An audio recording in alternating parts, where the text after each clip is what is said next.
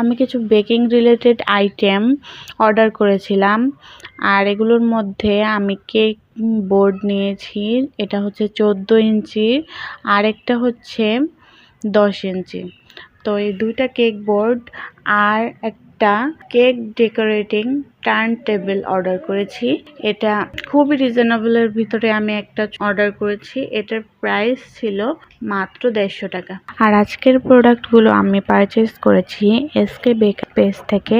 আপনারাও পণ্যটি অর্ডার করতে পারেন, একসাথে যাবতীয় আইটেম পাবেন এখানে। একটা টপার অর্ডার করেছি, আমার সামনে প্রয়োজন হবে এর জন্য। আর আমি বাটারফ্লাই অর্ডার করেছিলাম, কিন্তু আমি যে বাটারফ্লাইগুলো চেয়েছি তারা সেই বাটারফ্লাইগুলো দেয়নি।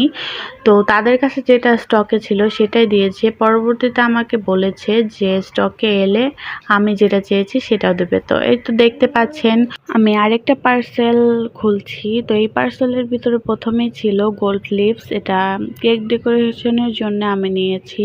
আর এটার সাথে আরো অনেকগুলো প্রোডাক্ট আছে, চলুন আস্তে আস্তে বের করে দেখি কি কি আছে। তো এই তো দেখতে পাচ্ছেন একটা কিচেন স্কেল আমি অর্ডার করেছি, অর্থাৎ বেকিং রিলেটেড আইটেম তৈরি করার সময় কিন্তু অবশ্যই মেজারমেন্ট করে নিতে হবে। এর জন্যই যাতে সূক্ষ্ম পরিমাণে আমি নিতে পারি, এই জন্যই এই স্কেলটা আমি অর্ডার করেছি। এটার মাধ্যমে আমি ওজন করে নিতে পারবো, আর এটা ব্যবহার করাও খুব সহজ। আর এই তো একটা কেক মোল্ড, এটা হচ্ছে 9 ইঞ্চির একটা কেক মোল্ড, আর এটা দিয়ে কেক বানাবো এই জন্য নিয়েছি। আর যে একটা কেক কাটা নিয়েছি, ব্রেড বা কেক এই ছুরিটার মাধ্যমে কাটা যাবে।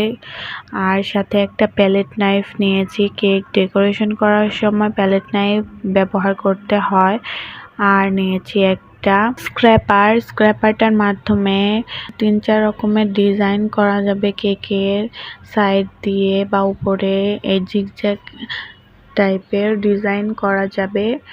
আর এই তো দেখতে পাচ্ছেন 2 রকমের চকলেট নিয়েছি, মিল্ক চকলেট আর হোয়াইট চকলেট, 250 গ্রাম করে আমি নিয়েছি কিছু কালারফুল সুগার বল। এগুলো অনেক রকমের শেডে পাওয়া যায়, অনেক রকম কালারের আর শেপ এর ভিতরে রয়েছে। এগুলো উপরে ডেকোরেশন করলে ভালো দেখায়, অনেক সুন্দর লাগে।